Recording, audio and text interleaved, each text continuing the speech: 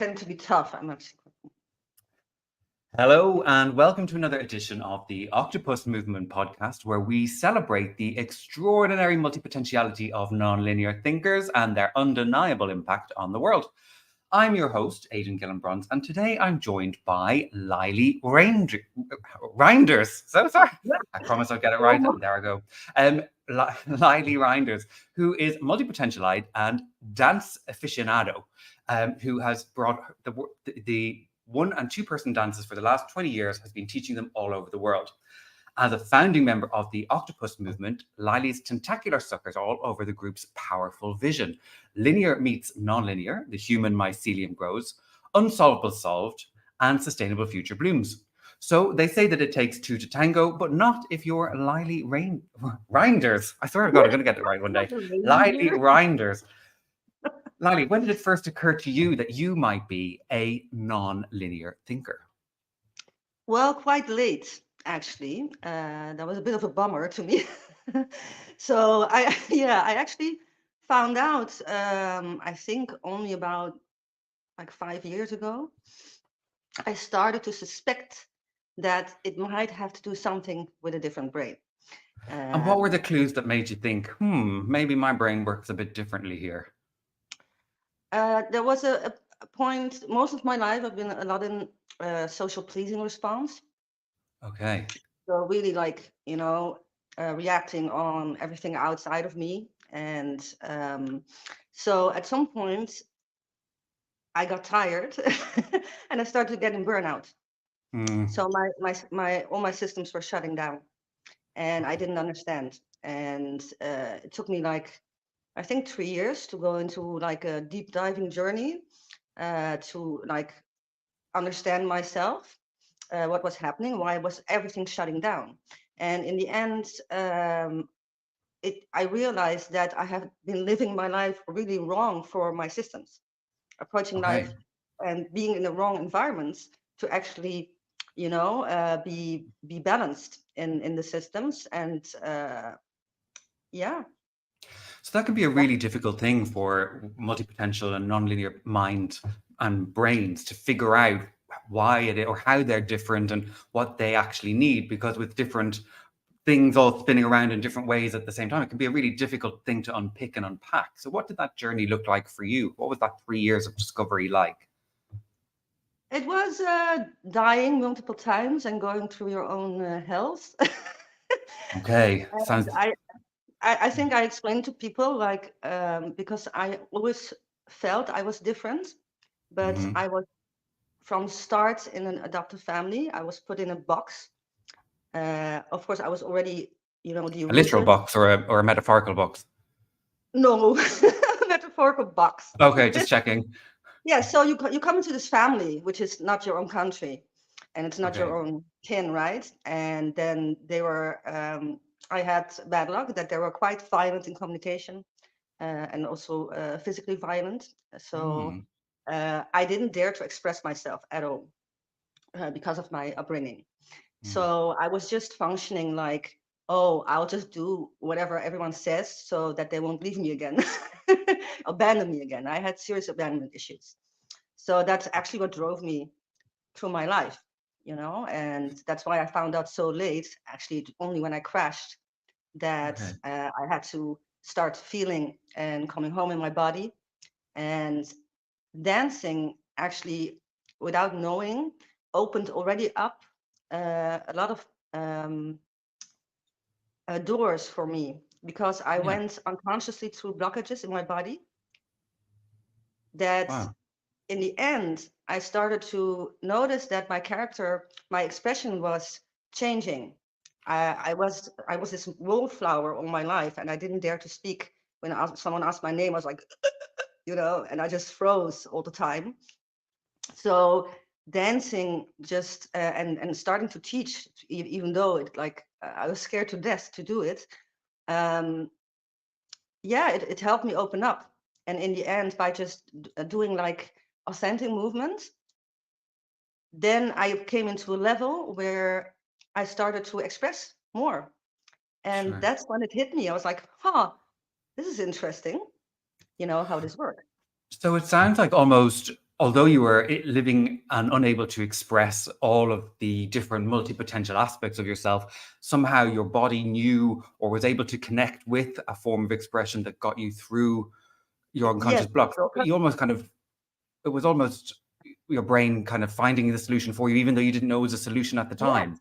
yes, I've been very intuitive. I think it's you could call me an empath. I can Mm. like, I take over other people's feelings, and Hmm. I used to have problems like really listening to people because I could just only see the disalignment with the words and what they were actually feeling inside, and that Interesting. just messed me up really hard. And dancing actually um, zooms in on that for me with people because the body really doesn't lie. When they are dancing, I can see where the Mm. blockages are, and then I can feel what they're, what's inside, and then I can quite quickly understand their systems and how they approach life. And this is really nice to find the balance, with This stuff. must be challenging when you're at a wedding and you're seeing all these dads do their dad dancing. What does this reveal to you on the at the wedding dance floor then? How do we what do we make of this? Let me think about Yeah, I don't imagine. know. Oh my gosh. Um, Uh, what I wonder has that ever happened to you though? You've been at a wedding and you've what seen the sorry. bridegroom dance and they're just not aligned, but you see it, but because you see how they're dancing, but then they Yes, so don't. it's a They're just communication to me, which was much clearer than spoken words, because spoken words to me, it's, I know a lot mm, of languages. I know 5 languages, but mm, the intuitive body language for me is much stronger. Uh, well, actions speak louder than words, they say, and I suppose lots of people say one thing and they do another, don't they? That's really the problem. You'd be great as a therapist then, in that kind of a sense, but I suppose that puts you in the at risk of being everyone's therapist all the time, and no one kind of really, not really kind of tending to yourself, or people not really tending to I you. learned to help the right people. Okay, yeah, well, that's a lesson in itself, isn't it? So, in all of this, you're finding out the dance has really helped you connect with yourself and work through a lot of things, find a lot of this. So, when did you? It sounds like you were leveraging your nonlinearity before you knew you were nonlinear. So, how did you Yes. really find a way to success through that? Well, the funny thing is that I found after my burnout, I found out that I've been living my whole life in extremes and on nonlinearity, which is quite the thing for your body to do. And then Hmm. also through free states and a lot of willpower and pushing through free states. And that's why I became a chronic ill because I just depleted my body with this nonlinearity approach. Okay. Um, and actually, I found the love for linearity then. And I think it's a little bit also because of my partner. He's quite a linear guy, Mm. Mm. and he has this kind of ongoing power in the moment, Hmm. to make his targets. I was like, oh, interesting.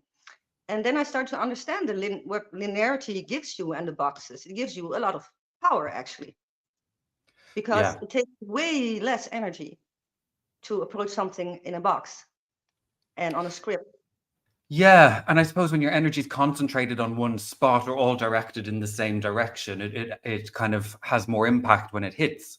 And being non-linear, I suppose we risk scattering our energy, Yes, and that can be trying to have impact with the scattered energy is challenging, isn't it? Really? yes, it is. And also, if you have this busy mind and you learn to Mm. escape into your head, Oh yeah. so decision making a lot of times was hard, or I made the wrong decisions because I had this impulsive states, because of this non-linearity, I can take a lot of chaos. But, at some point, the system gets overload, So Hmm. nowadays, I'm really about balancing out everything, body, mind, linear, Hmm. non-linear. So how do you balance then? Because it's difficult. It takes a lot of energy to live as a non-linear person in a linear world. How do you find the balance between fitting into that linearity of the linear world while still keeping the best parts of your own non-linearity? Where's the balance there? How do we strike it? I didn't I didn't find it yet. Laili, come on, why are I'm we here? learning No. new ways. I'm learning new ways, Yeah. and that's why I built a space. I want to learn from everyone, and I would love everyone to learn from each other, linear and non-linears, and to find together where the balance can be for your systems. Because Yeah. it's Sure. it's No, not key. that would be great. So, so then let's go back to looking at dance then as a medium for connection. Do you think there's a role for dance to play in bridging that gap between linear and non-linear? Can we show them how to dance the paso doble and they'll show us the hokey cokey? What can we do? How can we use dance in this Well, way? the beauty of partner dance, especially, is that it's not a choreography, but it's really learning a leader and a follow role. So you learn No. communication Mm-hmm. to clear your communication channels as a leader or follow. And nowadays, as a woman, you can do the leader's role or the follow role. And the nice thing is that because I've been in all kinds of partner dance worlds, not just salsa or bachata, like most of the dancers or dance teachers, they stick to Sure. one block or scene. And I just move through all the scenes all the time. So at some point I understood it's all little subcultures, which kind of zoom in on what's happening in the world in certain Hmm. tribes, because salsa is really a linear box dance, like traditional, Yeah. not a lot of connection with each other. Really? Really? Uh, yes. But it's so saucy. I mean, they've named a whole dip after it. No, it's Oh, really the most, how you say, I don't know the word, but it's very like classy, you know? is it? It's Yes, merengue. very That's the classy. less classy one, is it? Sorry? Merengue is the trashier Yes, one. if you look at the new dance like Brazilian Zouk, I heard that one. so that is one of my favorite, and that's actually how I found out I was also neurodiverse, because that scene attracted a lot of neurodiverse people. I was like, Okay. interesting. Why is that? Because it's one of the few non-linear dances, and people that want to learn this dance are a lot about wanting to come home in their body, finding their unique expression, their Mm. authenticity, because this dance gives you a lot of freedom in both roles from the start. This is Brazilian Zouk, did you call it? Yes. I've never heard of this. What sort of style of dance is this? So it Do I comes need to have from loose hips for lambada, this before I get like started? na, na, na, na, na, na, Oh, na. I'm The out. Kaoma one, where you have these little eight figures with the hips. It was Oh, the God. Why forbidden dance always of the love, hips? Why always the hips? Some of us come because from places dancing that is don't have about the hips. hips, because the hips don't lie. Oh, God. Yeah. But, you know, um, well, I'm going to go into a whole Because load of your Shakira lyrics powerhouse is there, in but I the don't think hips. so. Does it just for people whose breasts are small and humble? No, we don't know Shakira. Leave it there. Okay, so it's all in the hips. Okay, so that's interesting though about Brazilian Zouk and a lot of neurodiverse people connecting through that. Are there other dances that are kind of appealing to the neurodivergent world, hipless or Yes, you otherwise?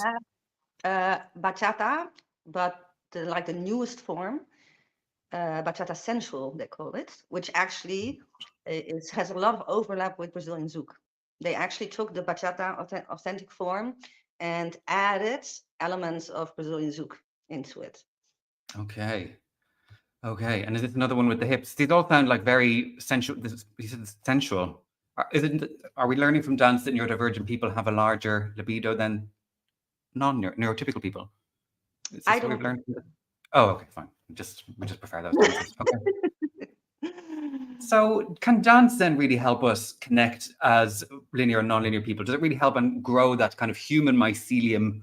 Really, is that a way that we can use dance as a form of connection, as a form of healing, to find balance between the linear and non-linear parts of our worlds? Yes, I think because it's a body language, and it takes away a lot of judgment already from the start. Mm, You don't know, you know, always know the name you're dancing with. You don't know what he's doing, how much money he has, what status he has. You're just there to connect with someone else's body and connect together with the music and okay. express your way expressing, in the body how you want to feel the music.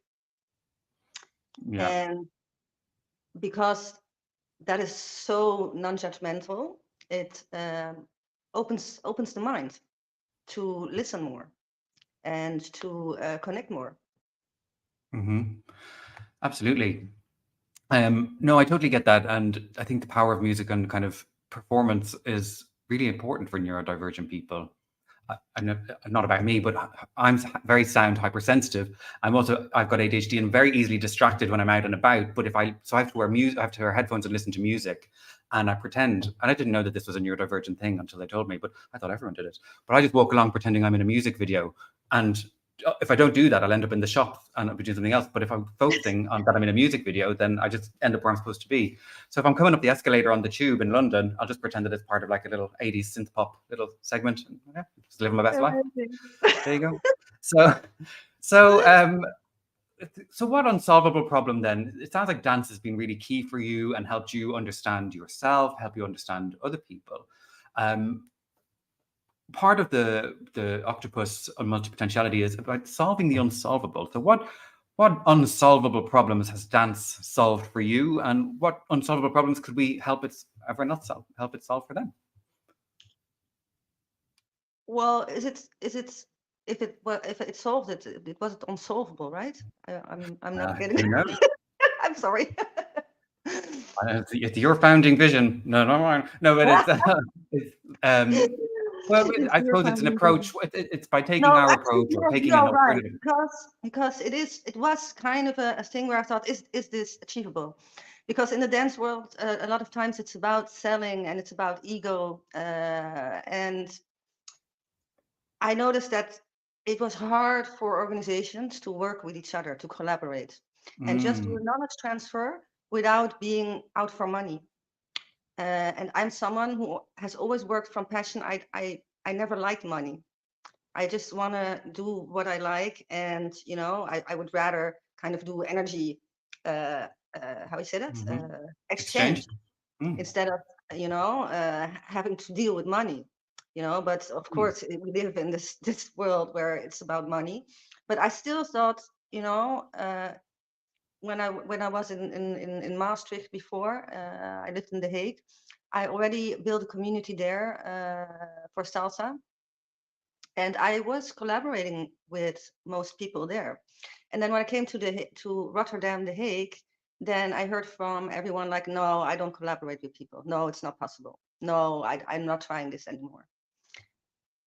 And this was really, for me, like a big question mark. Why are people like this? Why can you not see that if we combine the worlds, that we can learn all from each other, and support each other? Because in the end, it's all about bringing people to movement and dance and having more fun in life, and building a dance scene where they can connect. Yeah.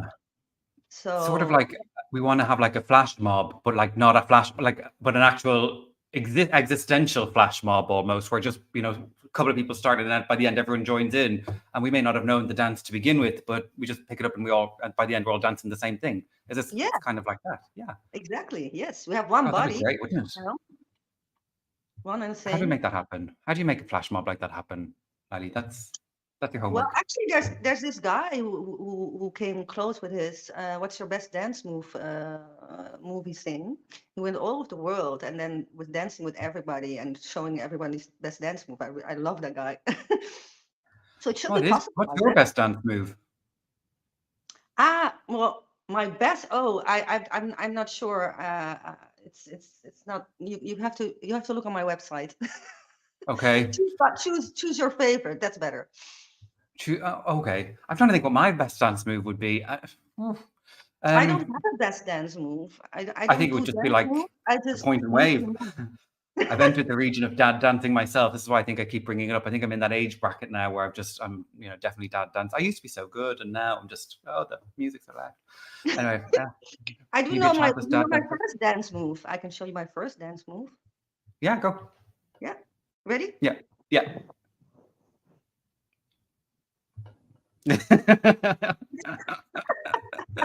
I used to do that all the Oh, do you time. want me just to go downstairs and see that again? But yeah, very good. So, okay, well, yeah. So, and that one was a Brazilian zouk, was it? That was a traditional Brazilian zouk move you've just Was the showed us there. beginning of, yes. Yeah. I was the So, inspiration. yeah, well, yeah, that's well. So, how did you turn things around in Rotterdam then, and get these Rotterdammers to kind of say, yeah, we need to collaborate? And No, I didn't. I'm in The Hague now. oh, I left Rotterdam. oh, in The Hague, you think that people in The Hague would be more open to collaboration, given they've They got all the are. kind of international stuff going on there? They Maybe that's are. turned the tide. Yeah. They are. I already found Oh. people. Yes, yeah, and we're building the The Hague dance scene, so I love it because there's more people Uh-huh. like me in the end. So we just have So to what's find the each other. secret then to building a movement like this? You seem to be somebody who's going around creating communities and building kind of collaborations and people who want to come together, or maybe whether they were looking for that tribe and they couldn't find it, or they found a tribe they didn't know they needed. But you seem to be kind of at the center of there, creating that space. What's the secret to creating a place I that people want think to go? that's a good question because that has been a puzzle to me, and I found out that I can be very magnetizing in when I believe in something and I'm very passionate about it and I express it to the fullest, then I attract the people. Absolutely, Namrata. Just we got a comment there from Namrata. I will show you my dance move at the end, Namrata. It's just because it's a family show, so it has we just Oh, do it at yeah. the end, so we can easily Oh. blur it out. Yeah. So yeah, but don't worry, it'll be good. It's coming. So you bring it. How do you turn on your magnetizing your charisma? RuPaul always says to talk about charisma, uniqueness, nerve, and talent is what you need to kind of win. So how do you turn on your charisma, uniqueness, nerve, and talent? I didn't know actually how it works. I just had a lot of times like through my life that people just go like, I want what you're having. Like if it was clothes or pastry or whatever, but it's like an ongoing thing in my life. And I was like, what is that? You know? And then I hear people say like, yeah, but you just looked so like you were enjoying that. And I was like, that must be good, you know? Yeah. Yeah, and what is so you were so in the moment then? Is it that when all of your multi-potential parts were moving in sync, kind of lined up and all kind of, Yes, and that's what they're seeing and that's what's drawing them that's in. what So they're how do you seeing. find a balance then between all those different parts? How do you align Well, them? I think the biggest tool I had to use was always calm down my nervous system Okay. because when I'm in high energy Hmm. or well, it's not that it's high or low, it's just that it's a certain threshold, So if you're in a negative or over a certain threshold of the positive, Mm. then everything just crashes down Yes, because I'm then you're aware. not in Yeah, the moment anymore. I relate to that. It becomes very overwhelming, I think, when all the bits are spinning too fast. It can kind of almost crash down very easy. Yeah, Yeah. I very much relate to that. If I Um, really want to consciously send out something, I try to calm myself and get myself in the right state by mhm. doing breath exercises, by grounding through music, Mm. movement, something like that. Okay. So do you find that through dance, I suppose the alignment of dance and aligning your body in that way helps align your mind? If you lead with the body, the mind will follow. Is it that kind of a way? It's exactly that. Yes. Hmm. Any okay. Interesting. So what then? Well, maybe that takes us nicely to our next question, which would be about how can our listeners embrace their nonlinearity and what can they do to kind of find the balance in their nonlinear parts and get them all aligned and kind of singing, dancing to the same tune, I suppose. Um, I think what I had to do, first of all, was I had to find where I am same as others. I called it like to become human because I had a whole time where I didn't like humans anymore because I was too different. No one understood me. Everybody misunderstood me. Yeah. So can you repeat the question because my brain is now It was how can our listeners, what can they do to bring all those different multi-potential parts into alignment themselves? I'm doing this dance move to do that. I don't know why, but you've inspired a new move. It's called the alignment flutter. I don't know what we call it. Well, the octopus tentacle. I don't know. How do you dance with 8 legs? That's another question we'll have to think about. Anyway, Well, it's great. You can that's do only all kinds 2. We need another 6 on top of that, and then we'll be a full octopus. Maybe that's the next dance. You should dance with 2 people and Okay. 8 limbs. The octopus. I did actually the dance for the documentary. Yeah, that'd be good. I did. Yeah, Yeah. I did. Oh, you Very did? happy. Oh, well, I'll Yeah, have to look it up. really happy. The octopus dance. Oh, Okay, now Terry you doesn't have know the to octopus repeat dance. one more time the question because I'm so not The question is, interested how anymore. can our listeners, what can they do at home to bring their non-linear parts into alignment in order to achieve that magnetizing, focused, aligned state that we're talking about? What can they do? Yes. So come out of the I had to come out of the state of the victim state. Okay. And I'm so different and nobody understands me, and and that I also needed to turn my back on toxicity. I like kind of cut all the connections that weren't serving me in the right way because I had a lot of those, and that's why I couldn't come to myself and balance myself out. Okay. Because I got all the time, I got, like disorientated by these kind of not healthy reactions. And then I found out I had a lot of unhealthy reactions as well. And then I started to understand more about, how the psychology works with copings and stuff like that. How you react from your childhood, and then I'm getting lost in my own thoughts because this is That's quite a okay. complex matter, But just if there's something simple that listeners could do at home just to help bring their bodies into the aligned, their minds. Try to get out of if you are in it, check if you're in a victim state and try to get out of it, and then see if you can start to understand your body, get self-love and compassion for where you are different. Yeah. And then I'm imagining some sort of Billy Elliot montage scene where a listener puts on a empowering song in their underwear and just dances through it and discovers who they are. This is what I imagine when I see this. But I imagine it takes a lot more hard work than that to do. Why is life never like the montage scene in a film? That's my question. I'm waiting for a montage scene that never comes. Maybe it can be. Well, I don't know. I've been trying to do the Legally Blonde one for a long time. It hasn't happened for me yet. Anyway. Anyways, to end your question, I think I know now. I think it has to do a lot with see if you are too much in your head. Yeah. And try to get more into your body and feel. And how can they do that? What action will get them from their head to the body? A breath. Mindfulness. I thought you were going to say something like a dance. I thought you were going to tell us to do the Macarena or something. Could you imagine? Yes, of course, but it's all together. Oh yeah, okay. Oh gosh, I've got to breathe and dance at the same time. That might send me into overdrive, but I'll give it a go. It's quite important though. In your experience, how does the Octopus Movement provide a safe space for people who are unique thinkers, who might have minds that are in overdrive and overdraft, and who need spaces and a tribe to settle into? How does the Octopus Movement provide that? By tackling loneliness, I think. Yeah. That's what it did for me. I feel lonely a lot of times because I was always misunderstood. People cannot understand my analysis or visions because it's too unknown or weird. And when I found the Octopus Movement, it was such a breath of air to instantly feel that you connect on this level where you felt misunderstood most of your life. Most of us had that. Neurodiverse people.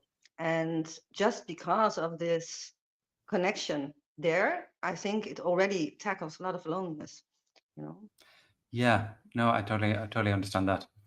Well, Laili, that concludes our exciting episode of the Octopus podcast for this episode. So thank you so much to Laili for sharing your wisdom, experiences, and passion of the nonlinear revolution. Laili, if anyone has any questions, they want to learn how to dance, they want to talk to you about your own experiences, how could they get in touch with you? Yes, There's your so I website. just launched my new website 1 week ago. So it's Ah, noorlaili.info. So you can see it on the screen. So nonlinear.info. it's still a work in progress, like always. So be sure to the desktop version is better than the mobile version. I'm sorry, working on it. But There you have yeah, it. then you can read more about my life work and mission and vision. Yeah, I'm already excited to go and see it. I've already seen it. It's great. Wonderful. And listeners, if you have any questions about how you can join the movement, you feel free to get in contact and reach out to me via LinkedIn is probably the best way, or visit the octopusmovement.org. Remember, every mind has the potential to be an octopus mind, so embrace your unique way of thinking, join the movement, and let's bloom a sustainable future together. This is Aidan Gillenbrons of the Octopus Podcast, signing off until our next podcast, and they're every Monday, Wednesday, Friday at this time. So see you then at the next one.